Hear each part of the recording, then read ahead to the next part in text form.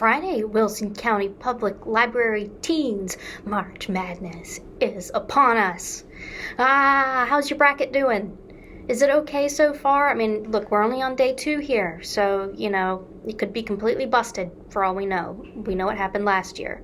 That tends to happen. There's always that one upset that just takes your bracket and makes you crumple it up and throw it on the floor and stomp on it and make you never want to do it again until the next year happens and you forgot who that was that busted your bracket the year before. So there's that. So anyway, welcome to TGIF, Wilson County Public Library's book talk, where we look at the best in YA literature.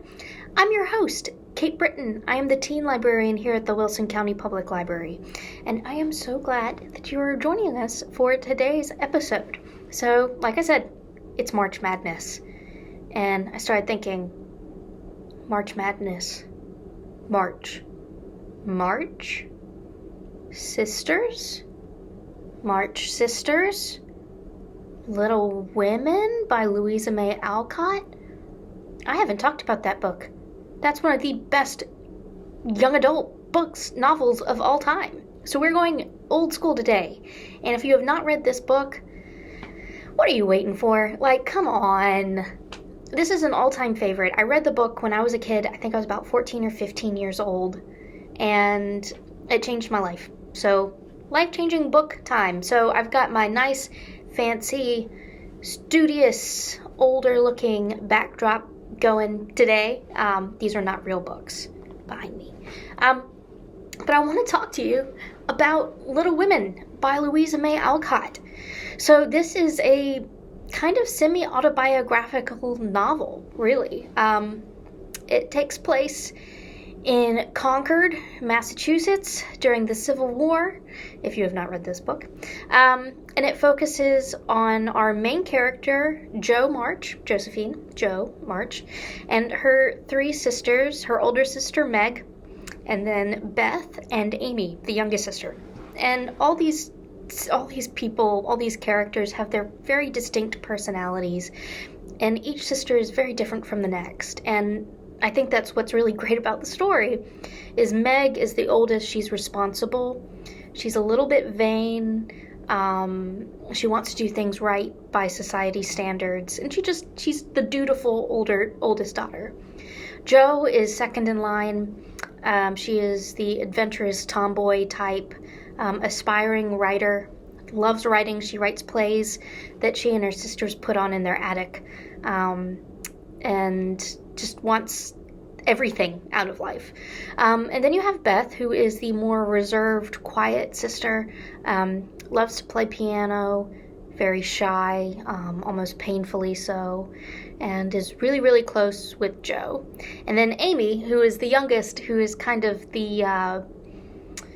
she is like Meg in some ways, that, she's a little bit vain, she's a little bit kind of obsessed with how things look, but she's an artist. She is fiery and spunky and interesting. And so this book covers their lives over a span of, probably, I don't know the exact, but probably at least 6 or 7 years, from the time when they're kids and then they start to grow up. And it's about the trials and tribulations of growing up in that era, and in finding yourself, figuring out who you are. It's about family and love and loyalty, and being your own person and finding your place in this world. And that you don't have to always go by the book to do that. And by the book, I mean by the standards that society sets out for you. This March family, they live kind of slightly, not really bohemian, but a little bit of a bohemian lifestyle. They don't kind of judge themselves by the same standards as everybody else does at this time period. Their father is off. He's a chaplain. He is with the Union Army during the Civil War in the first part of the book. And what was interesting about this book is it was released as a serial. So it was released in parts.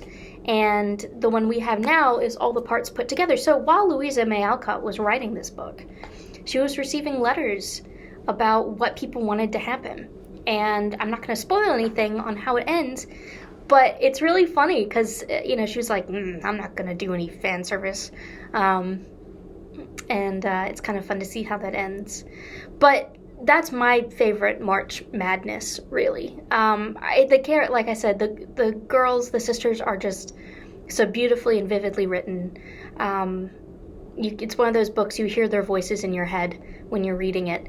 Not when you're not reading it, because that would be troubling. But I think that if you have not read this, it's a classic. It's an American classic, and I think everyone should read it, whether you're a guy or a girl. This is a great novel, and yeah. So anyway, I'm just gonna crawl off my soapbox for today, and that is my pick. So, Little Women by Louisa May Alcott. Love it, read it, live it, love it as much as I did. I hope you'll love it as much as I did, because it really was a formative novel for me personally. And I actually played Jo in the stage version some years back. I'm not going to say how long ago that was. But anyway, I hope you have a lovely, lovely, lovely weekend. Enjoy the springtime. It's here, you guys. And I'll see you right back here next time on TGIF. Bye, guys. Be good.